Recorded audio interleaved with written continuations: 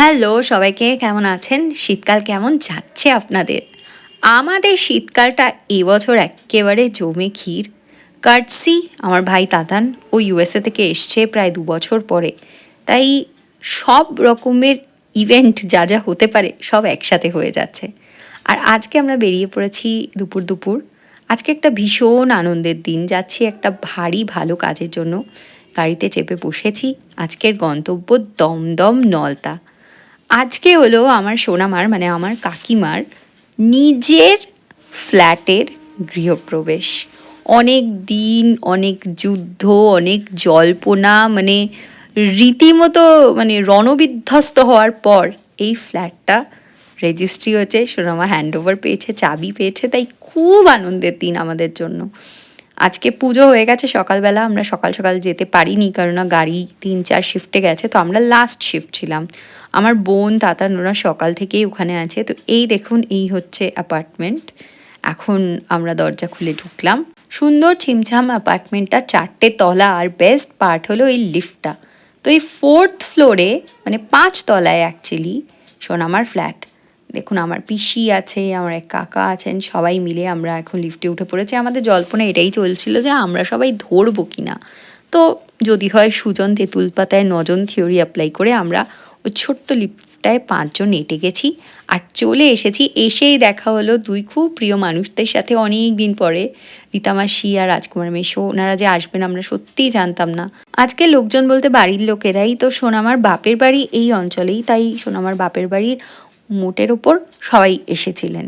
অনেক দিন পরে ওনাদের সাথেও দেখা হলো। এই ঘরে পুজো হয়েছে দেখুন। এখান থেকে এই যে জানলাটা, লম্বা একটা জানলা, আর সেখান থেকে সামনেই একটা পুকুর। খুব খোলামেলা, খুব স্পেশিয়াস ফ্ল্যাটটা। ওখানে উনি পুজো করেছেন, পুরোহিত মশাইও আমাদের পাড়ারই। তো এখানে আমার কাকিমারা আড্ডা মারছেন, এই যে পল্টু কাকু বসে রোদ পোয়াচ্ছে।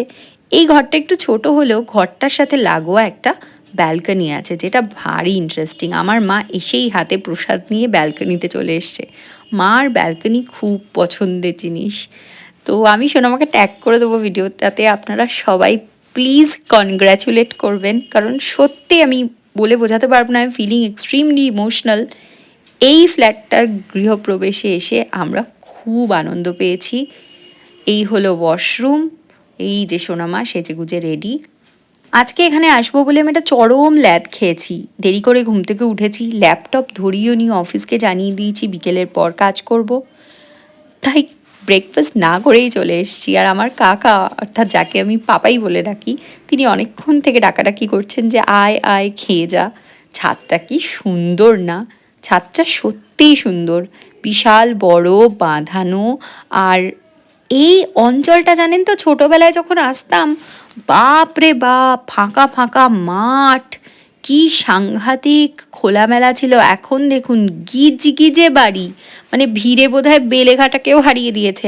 এখন বাজে বেলা ২:৩০, আর আমি বসে পড়েছি খেতে। মেনুতে ছিল পোলাও, কপির রোস্ট, বেগুনি, চাটনি, পাঁপড় আর মিষ্টি আর পায়েস। তো আমি খাওয়ার সময় কোনো ভিডিও তুলতে পারিনি। এখন এনারা খাচ্ছেন, তাই দেখে নিন এনাদের পাতে কি খাবার পড়েছে। আজকে আমি ভিডিওটা লম্বা করতে পারিনি কারণ আড্ডায় এত মশগুল ছিলাম, এক্কেবারে ভুলে গেছি। যখন এই ব্রিজ ধরে বাড়ি ফিরছিলাম তখন এই ক্লিপটা না নিয়ে পারলাম না। তো আজকের ভিডিওটা আমি এখানেই শেষ করছি। ভারী ভালো কাটলো দিনটা। আমাকে প্রথমবার দেখলে এখনও সাবস্ক্রাইব না করলে ইউটিউব থেকে সাবস্ক্রাইব আর ফেসবুক থেকে ফলো করুন। শিগগিরই দেখা হচ্ছে নিয়ে একটা